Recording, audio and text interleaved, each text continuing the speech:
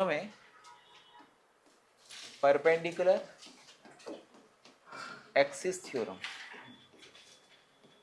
And parallel axis theorem. ठीक, तो perpendicular axis theorem और पैरेलल एक्सिस थ्योरम, ये दोनों थ्योरम्स जो हैं वो इतनी सुंदर है कि उससे हम किसी बॉडी का मोमेंट ऑफ इनर्शिया अगर हमें किसी एक्सिस के अबाउट पता है तो उससे दूसरे एक्सिस के अबाउट मोमेंट ऑफ इनर्शिया हम लोगों को पता पड़ जाएगा।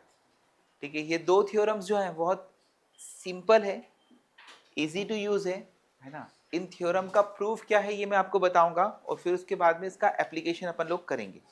कॉपी दे देना एक। तो अभी मैं आपको बता रहा हूँ परपेंडिकुलर एक्सिस थ्योरम, एक कोई कॉपी दे देना, मॉड्यूल दे देना।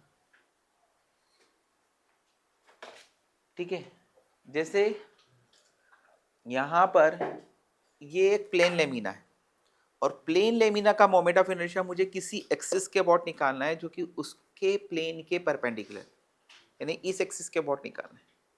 तो इस एक्सिस के अबाउट मोमेंट ऑफ इनर्शिया दो म्यूचुअली परपेंडिकुलर एक्सिस के अबाउट मोमेंट ऑफ इनर्शिया के सम के बराबर होगा।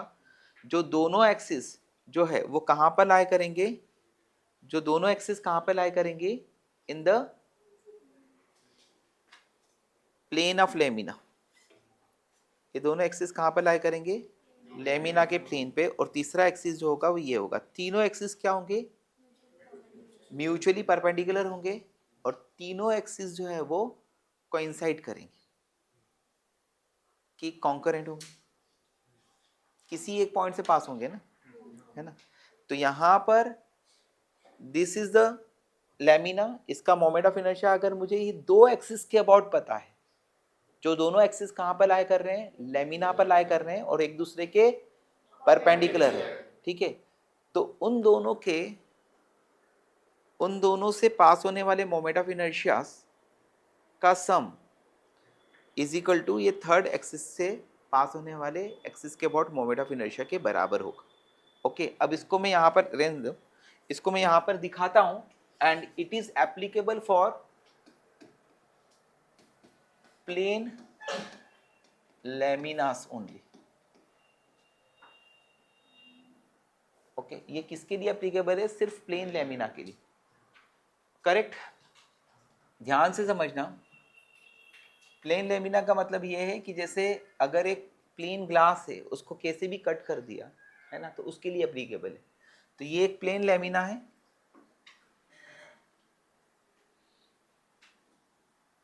ओके, इसका मोमेंट ऑफ इनर्शिया अगर मुझे दो म्यूचुअली परपेंडिकुलर एक्सिस के अबाउट पता है ना, तो हम लोग एक काम कर सकते हैं कि इस प्लेन लेमिना का मोमेंट ऑफ इनर्शिया इस परपेंडिकुलर एक्सिस के अबाउट अगर मुझे निकालना है तो मुझे दो म्यूचुअली परपेंडिकुलर एक्सिस के अबाउट मोमेंट ऑफ इनर्शिया पता होना चाहिए। Let this is I X and this is I Y. Okay, ये दोनों एक दूसरे के म्यूचुअली परपेंडिकुलर है और ये इन दोनों से परपेंडिकुलर है क्योंकि it is perpendicular to lamina.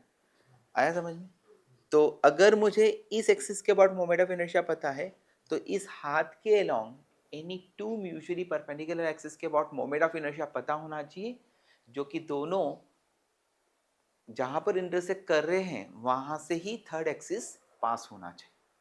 Okay, तो इसका स्टेटमेंट है moment of inertia of A, लिख लो, moment of inertia statement,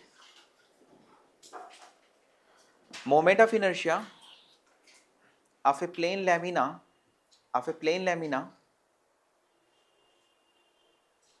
moment of inertia of a plane lamina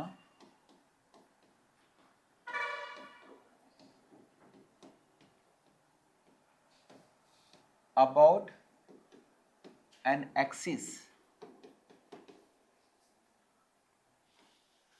perpendicular to lamina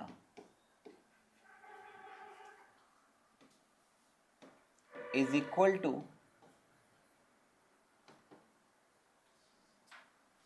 sum of moment of inertia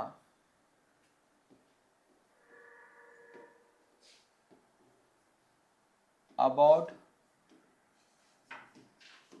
two mutually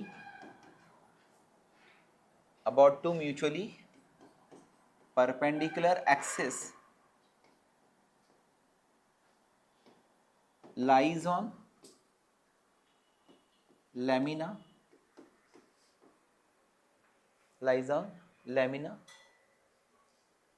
तो moment of inertia of this axis is equal to moment of inertia about these two mutually perpendicular axes where Ix and Iy lies in the lamina, where all three axes passing through a given point. ये तीनों axis जो हैं वो तीनों क्या हैं, intersecting है, एक ही गिवन पॉइंट से पास हो रहे, ठीक है. तो इसका मतलब ये स्टेटमेंट हो गया. ओके, अब इस स्टेटमेंट को हमें प्रूव करना है.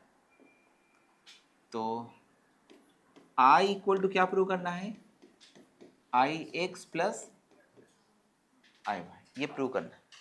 I equal to I X plus I Y. Okay, it is the lamina. तो लैमिना का मोमेंट ऑफ इनर्शिया क्या होगा, summation of M I R I square या integration of D M R square. तो अगर आपको दिखता है, समझ में आता है, तो यहां पर मुझे आई निकालना है. ठीक, ये दोनों एक्सेस परपेंडिकुलर है और ये तीनों एक्सेस म्यूचुअली परपेंडिकुलर है ना. तो मैं यहाँ पे सपोज करूंगा कि ये जो बॉडी है ये कई छोटे छोटे मासेस से मिलकर बनी है. किसी एक का मास क्या होगा, एम आई, है ना. उसकी इस एक्सिस से परपेंडिकुलर डिस्टेंस मैंने मान लिया कुछ है, उसकी इस एक्सिस से परपेंडिकुलर डिस्टेंस मैंने कुछ मान लिया, है ना. एक्स एक्सिस से परपेंडिकुलर डिस्टेंस मान ली एक्स आई, वाई एक्सिस से परपेंडिकुलर डिस्टेंस मान ली वाई. ओके, तो इस पूरी बॉडी का moment of inertia about X axis क्या होगा, I X is equal to होगा summation of M I X I square. ठीक है, फिर उसके बाद में आई वाई क्या होगा, M I Y I square. ठीक है, अब यहां पर अगर आप देखते हो तो आई इस एक्सिस से परपेंडिकुलर डिस्टेंस कितनी आएगी, let it is R I. Okay, तो आई इज इक्वल टू क्या होगा, summation of M I R I square. ठीक है, अगर आप उसको ठीक तरह से समझो तो ये दो म्यूचुअली परपेंडिकुलर एक्सेस हो गए. ओके, और ये थर्ड एक्सिस हो गए. तो यहाँ पर अगर हम देखते हैं तो किसी एक का इस एक्सिस से परपेंडिकुलर डिस्टेंस एक्स आई है, इस एक्सिस से परपेंडिकुलर डिस्टेंस वाई है. तो अगर आप देखते हो तो यहाँ पर एक रेक्टेंगल बनेगा और ये वाले एक्सिस से परपेंडिकुलर डिस्टेंस जो आर आई स्क्वायर होगी वो किसके बराबर होगी, x I square plus Y I square. वह किसके बराबर होगी, ये जो ये एक्स आई है ना, तो ये भी एक्स आई होगा. तो आर आई स्क्वायर किसके बराबर होगा, X I square plus Y I square. ठीक है, और इस तरह से मुझे क्या मिलेगा, I is equal to summation of M I R I square को can be written as X I square plus Y I square. So it is summation of M I X I square plus summation of M I Y I square. यानी I equal to क्या आ गया, I X plus I equal to I X plus I Y. तो बेटा moment of inertia about this axis, ठीक है, ये किसके बराबर हुआ, I X plus I Y. बहुत ही सिंपल प्रूफ है उसका. ये प्रूफ जो है आपको बोर्ड्स में आएगा क्योंकि यहाँ पे महाराष्ट्र में ये रोटेशनल मोशन टॉपिक जो है वह बोर्ड्स में है. ठीक है, आपको बोला जाता है कि state and prove perpendicular axis theorem. अब समझ में ये आता है कि इससे आप कोई क्वेश्चन को कैसे सॉल्व कर सकते हैं। तो एक क्वेश्चन जो है मैं आपको बता देता हूँ कि किसी क्वेश्चन को कैसे सॉल्व कर सकते हैं इसका यूज़ करके, ठीक है। अभी मैंने कल यहाँ पर तुम्हें समझाया था कि डिस्क का मोमेंट ऑफ इनर्शिया क्या होता है, ठीक है।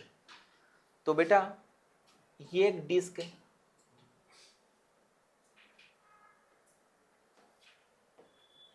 इसका मोमेंट ऑफ इनर्शिया इस एक्सिस के अबाउट कितना होगा,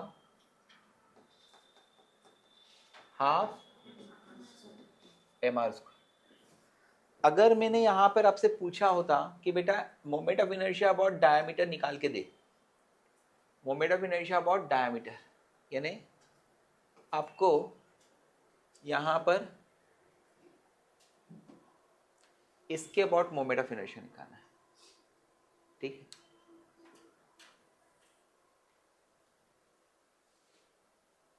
ये दो डायमीटर दिख रहा है, ये तीनों एक्सिस एक दूसरे के परपेंडिकुलर है, यानी कि कोई कॉइन हो गया या कोई डिस्क हो गई। इसका मोमेंट ऑफ इनर्शिया इसके अबाउट कितना है, हाफ mr स्क्वायर। अब डिस्क के लिए कोई भी डायमीटर आइडेंटिकल होता है, तो इसके अबाउट मोमेंट ऑफ इनर्शिया मैंने I1 माना, तो इसके अबाउट भी क्या होगा, I1। अब यहाँ पर अगर मैं परपेंडिकुलर एक्सिस थ्योरम लगाता हूँ, इसके लिए प्रूफ की जरूरत नहीं है कि I1 निकालना है, हमारी इच्छा क्या है, I1 निकालना।